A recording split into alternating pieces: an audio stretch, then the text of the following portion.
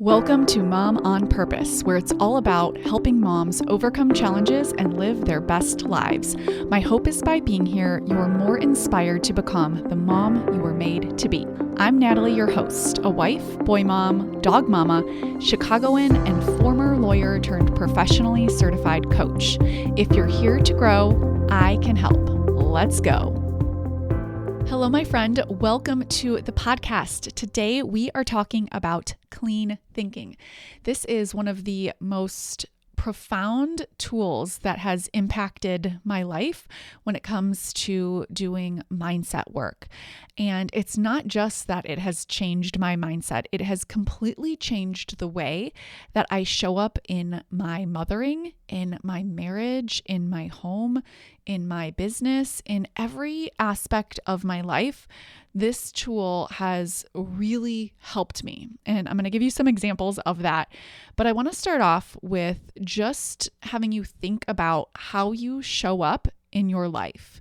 What are your top emotions? And why do you think that is? On default, we typically think that our emotions are created from our circumstances. So let's say your child says, "I hate you," and you immediately feel mad and you think he is so disrespectful.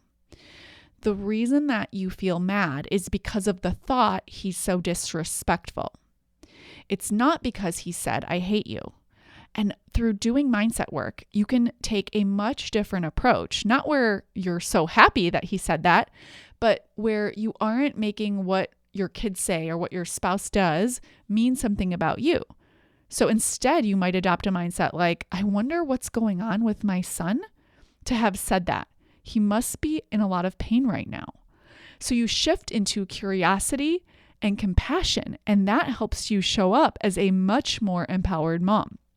And just through little micro examples of taking a look at what you're thinking, identifying the thought and the feeling and the action, you then can change the thought, again, in a way that's really helpful for you, and completely change how you show up for your family, for yourself, for your marriage, for all of it. It is life-changing, my friend.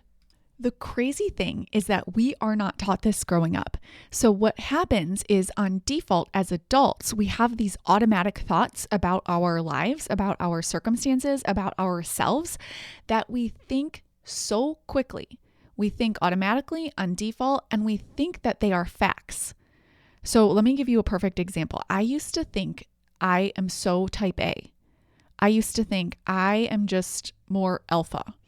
I created this identity in my mind based on the evidence that my brain picked up, and I really used that as a fixed mindset to limit myself. And I just thought it was a fact. I thought me being type A is a fact. I thought me being more alpha is a fact. And it was not true. I went on a huge transformation a few years ago that completely flipped this on its head.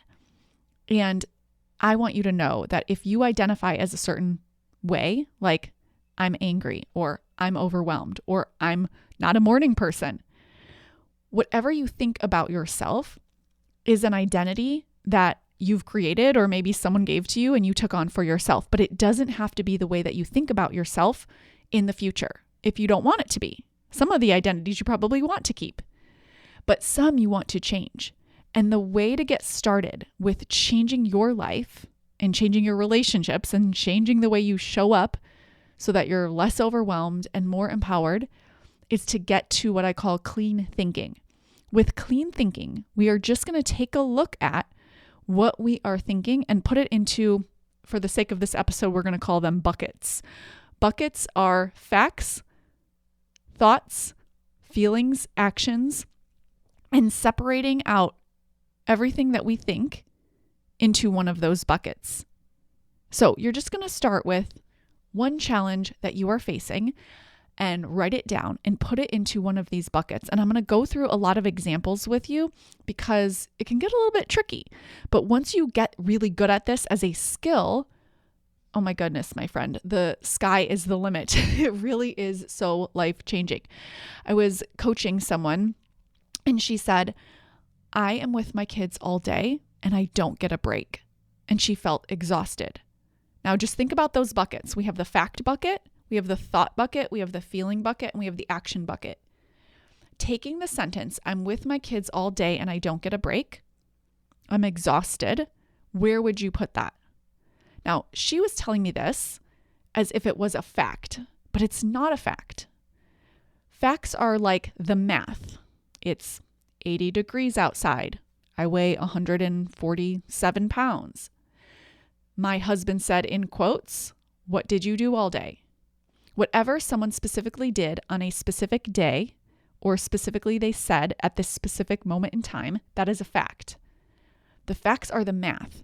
Whenever we summarize the facts, whenever we interpret the facts, whenever we evaluate, that puts us into the thought bucket.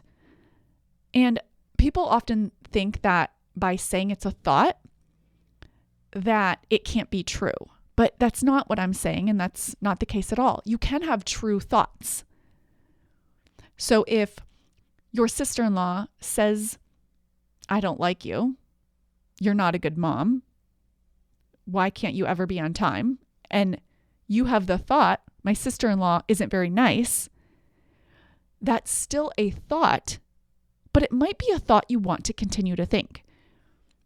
So just because something is a thought doesn't mean you don't want to think it. It just means that you want to know that you can change it if you want to. The facts, we often can't change.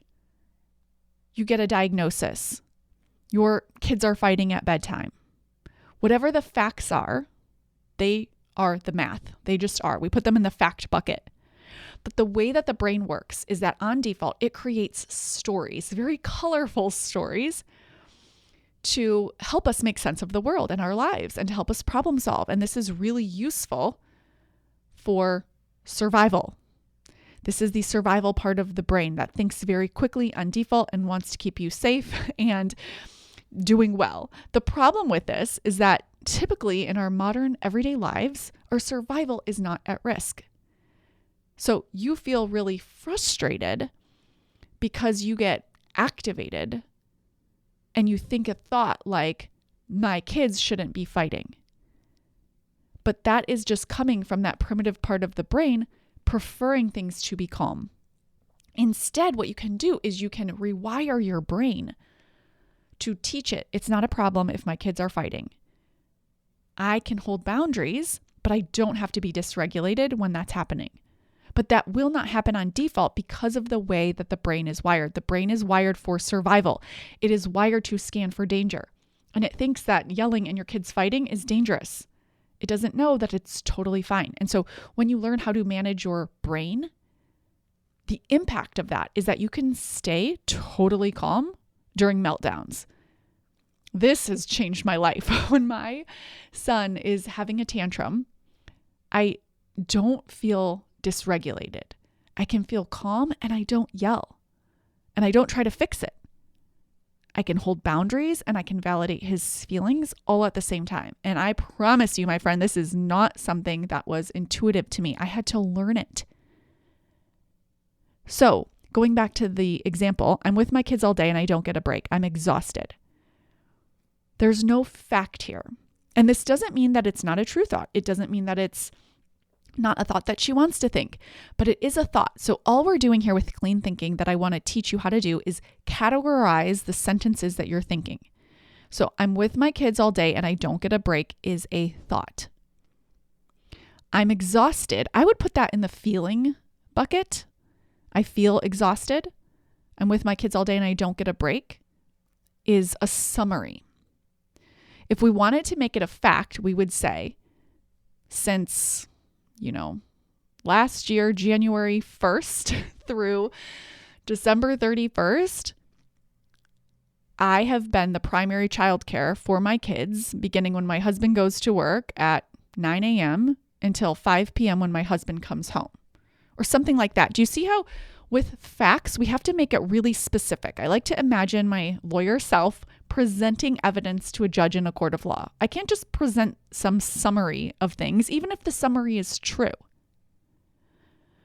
And the value of this, of putting these thoughts in buckets and getting really specific with the facts, is that you get to see how much power you have over your thinking. For example, the thought, I don't get a break. What does that even mean? And I don't mean to say that that's not true. I genuinely mean, what does it mean? Do you mean you want time to yourself away from your kids? Do you mean you want time with a friend? Do you mean that you want XYZ? I don't really know. We all rest and restore and feel rejuvenated in different ways. Maybe you want more sleep. I don't get a break is just an interesting way to interpret the facts in a way that probably, if I was coaching this person right now, it's probably not that helpful. And so what we want to do with clean thinking is separate out facts from the way that we're thinking and feeling and taking action so that we can choose deliberately how we think about what's happening in our lives. So you want to pick one day and get really specific with what's happening with your kids and the time that you're spending, and then notice what you're thinking, how that thought makes you feel. And then the next part is we want to come up with better feeling thoughts. And this does not mean going to, I love every day. Every day is amazing. I don't want to turn you into a robot. The point is not to think positively all the time, but instead it's to think deliberately. You might have a really empowering thought thinking something like, today was a hard day, but I did my best and that is good enough. I'm a great mom. Do you see how that is so much more kind and loving and supportive versus kind of feeling like you're at the effect of your life? You are never at the effect of your life. You always have a choice. So getting to clean thinking is helpful because it helps you see that not only do you have a choice in how you think, but you have a choice in what you do and what you don't do. Always, my friend. Always, always, always. Over on Instagram, someone submitted this example for this podcast. By the way, if you're not following along, the handle is mom.onpurpose. She said, my husband uses his phone when I speak. That's a fact. And I make it mean, quote, I'm boring and he doesn't find me interesting, end quote. So this is really interesting. And this completely gets at my point of getting really good at this skill of putting things in buckets, because my husband uses his phone when I speak is not a fact. It is a thought.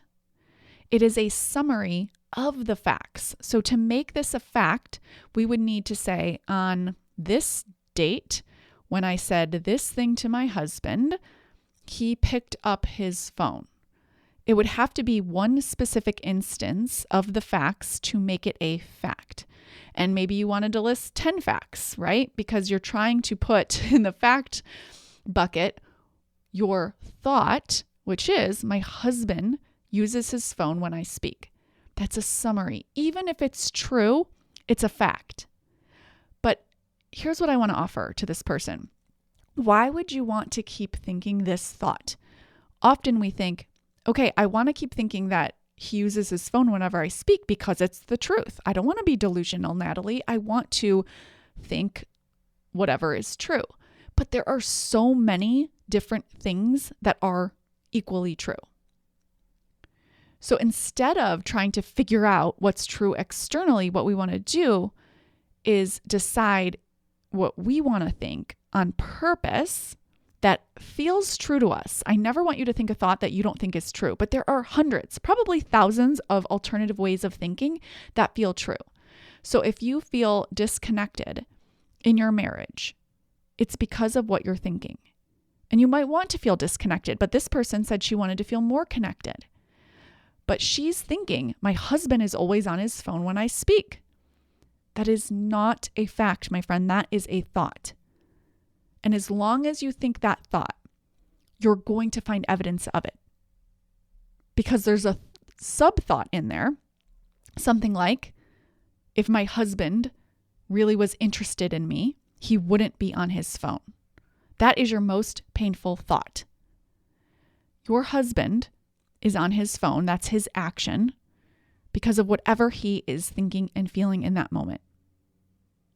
And I wish I could change your husband for you, and you absolutely can make requests, But a much easier route for you to increase connection in your marriage for your sake, not for his, but for yours, is to get to clean thinking and just notice that you are thinking, my husband uses his phone whenever I speak. Completely disempowers you from feeling how you want to feel. Presumably you don't want to feel disconnected. Presumably you want to feel connected. So what you can do here is you can notice what you want. And she gives us this hint here. She says, I'm boring and he doesn't find me interesting. Instead, you can decide what you want to think about yourself.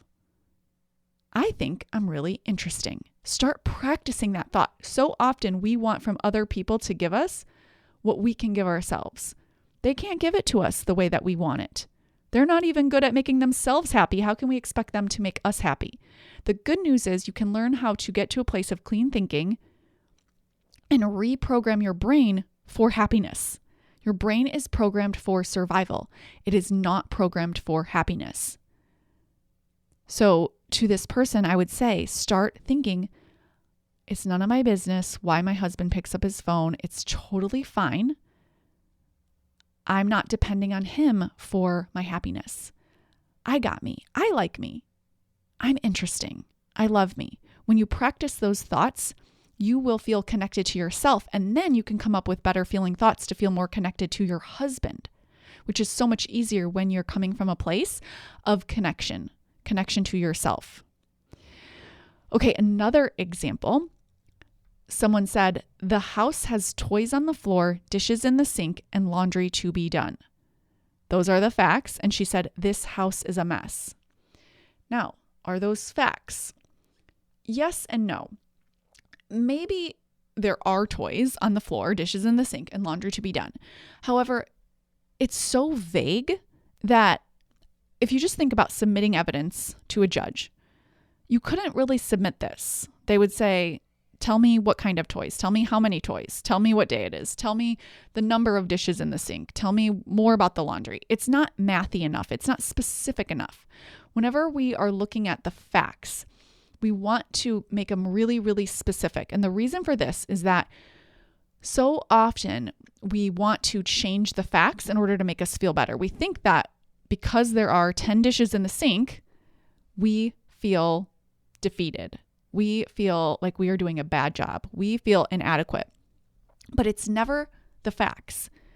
But in order to show our brains that, it's actually our mindset, we have to show our brain what the mindset actually is, which means we have to separate out the facts.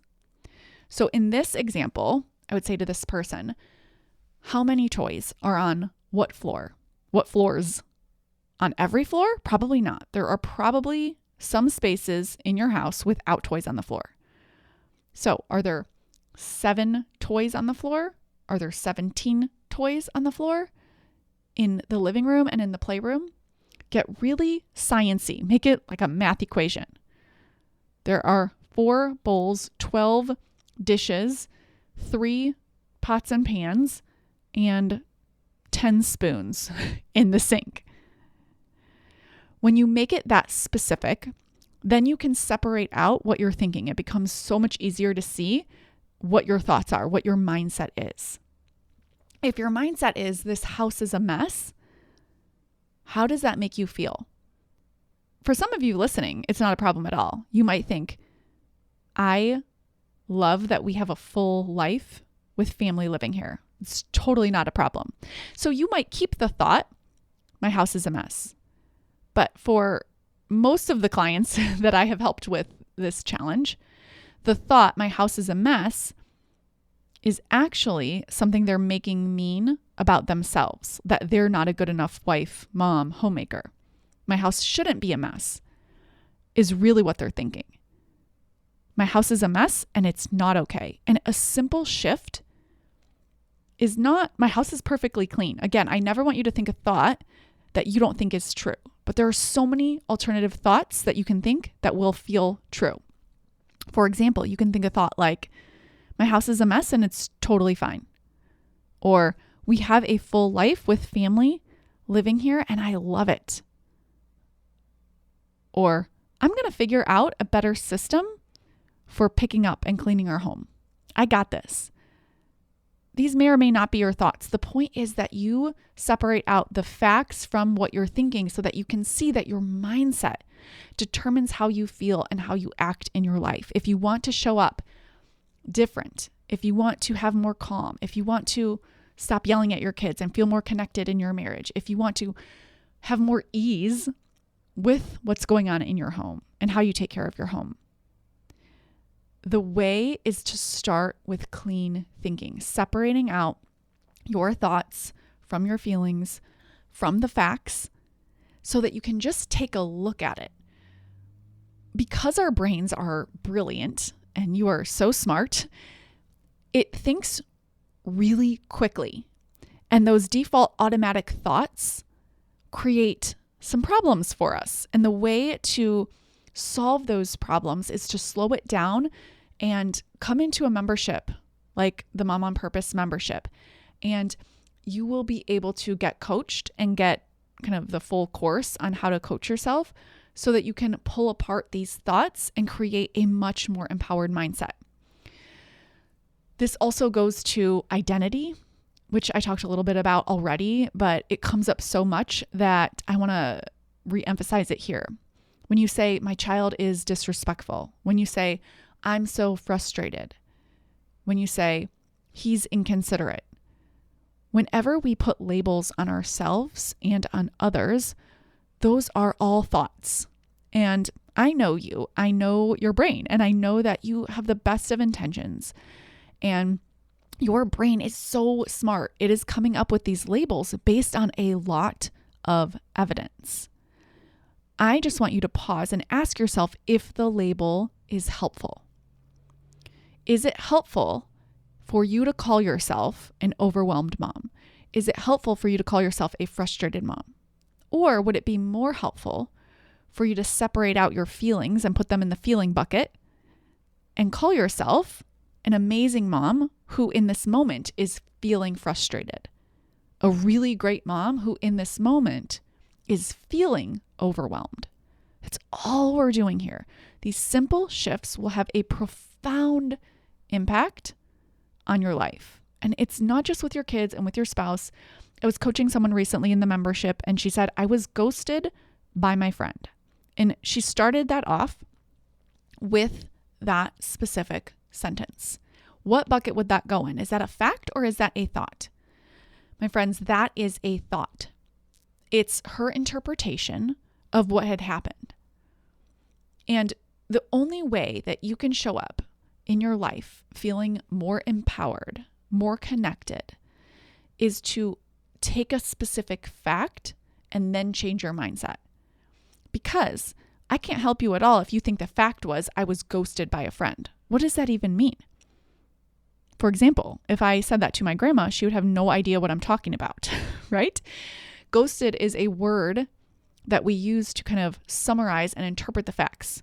And it might be a true thought. I was ghosted by a friend might be true. It's still a thought. So we put it in the thought bucket. And then we ask ourselves, is this thought helpful? Is it helping us show up as the friend who we want to be for our sake? So for her, we had to get a specific fact to see what had actually happened. And once we did that, then she was able to change the narrative, change the story around this friend to have more compassion for her and to let her be whoever she wanted to be without making it mean that she had done something wrong. So often we attack other people's actions to ourselves. We think that their actions mean something about us, but their actions, we got to give back to them. Their actions mean something about them. What you make about it mean about you is 100% within your control. Your primitive brain is wired for survival, and that includes caring so much about what other people think. So it is normal to go into the comparison trap. And by normal, I just mean that it's typical because of the way the default brain is wired for survival. It's not wired for happiness. It's not wired for fulfillment. So if you can separate out that comparison trap thought from the facts, you can then create better feeling thoughts and feel so much more empowered and connected in your everyday life. I was coaching someone and she said, my teenagers don't listen to me. And I said, that's not a fact, my friend. That goes in the thought bucket. She says, no, you don't understand. They don't listen to me. And I said, when you think that, how do you feel? And she said, I feel disrespected. I feel disconnected. She was not feeling any positive emotion. And I said, you can feel connected and supportive and strong, or however else you want to feel with respect to your teenagers. And you can still hold boundaries. We often think that if we're going to think positively about something, that means that all of a sudden we're not going to have standards or have any rules or have consequences or anything like that. And that is not at all what I'm suggesting. What I'm suggesting is that you do this work for your sake so you feel capable of navigating challenges. So you never have to feel stuck. You never have to feel out of control, like you don't know what to do next. Instead of my teenagers don't listen, you can think a thought like, my kids are good kids. And I want to figure out what's going on with them because I'm not going to allow them to come home past curfew. Instead of what this client was doing was labeling them as disrespectful. When we give other people labels that don't serve them and that feel terrible for us to think, even if they're true, it's not helpful for us nor for them.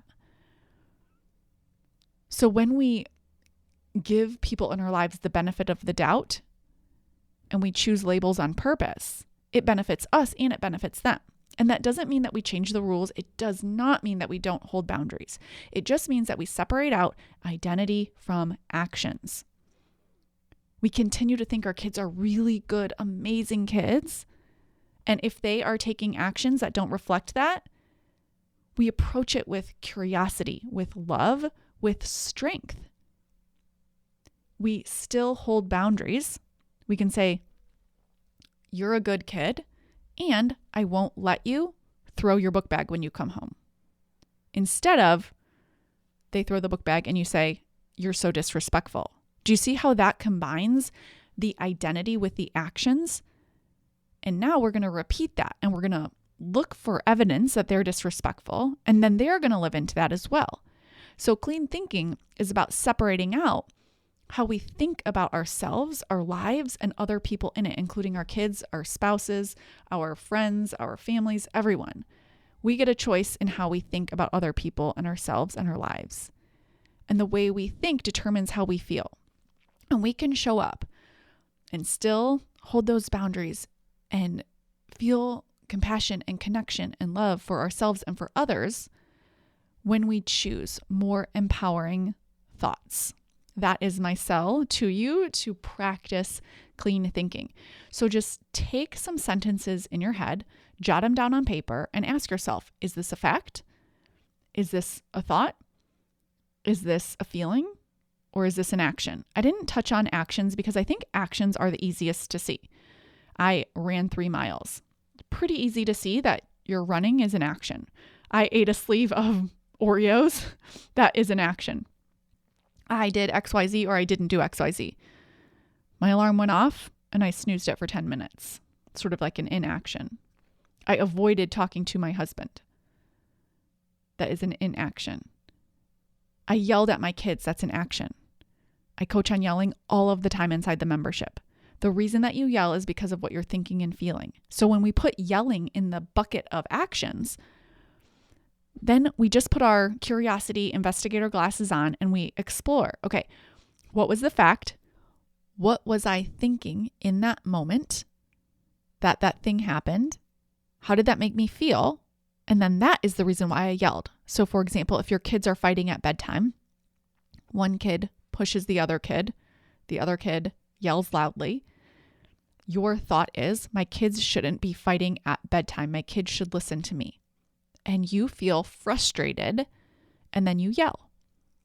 And again, all we're doing right now is putting things in buckets so that we can better understand ourselves, because through understanding, we can change. We often can't change our circumstances. Sometimes we can, and hey, I am in. If you ask your kids, hey, in the future, could you please stop fighting at bedtime? And they say, yes, Mom, I hadn't thought of that. Let's do that. Then I am in. Let's do that. But as you know, as you can tell by laughing, that is not what happens. So when we can't control the circumstances, what we can do is we can better control ourselves. We can change the way that we are thinking to say, oh, I thought this was going to be the season of being calm and relaxed before bedtime, but I was wrong. This is the season of having kids who are kind of rambunctious and wild around bedtime. And that's okay. I can use this as an opportunity to uphold boundaries and help my kids learn the skills that they need to learn to get to bed at night. Do you see how this combines what they're doing with you being a strong, connected, sturdy mom? It is so much more helpful because then you can feel connection, calm, and strength, and you can still hold boundaries. So what I'm not suggesting is that you go to the other end of the spectrum. That's like that all or nothing thinking. Either I'm controlling them and really mad that they're fighting at bedtime, or I just throw my hands up in the air and I say, who cares? It doesn't matter anyway. Fight all you want. That is not what I'm suggesting. I'm suggesting that we stay away from that all or nothing thinking and we come to the middle where we do care. We just don't feel so frustrated and yell. And the way that you do that is by changing the way you're thinking about it. But the only way you can change the way you're thinking about it is to identify the current way that you are thinking. So take an example from your life, a very specific one. Like yesterday at 7 p.m., this is what my kids did exactly. Ask yourself, could I submit this to a court of law? Is it that facty? Then ask yourself, what was my thought about that? How did that make me feel? And what did I do? We're just examining ourselves here because that's what we have the most control over.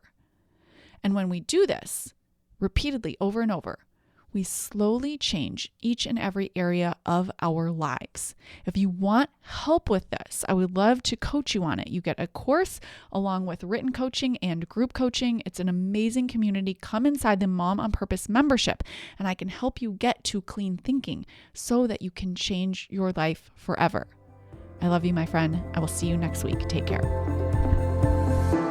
Thank you for being here and listening. Now head on over to momonpurpose.com/coaching to learn more about the Mom on Purpose membership, where we take all of this work to the next level.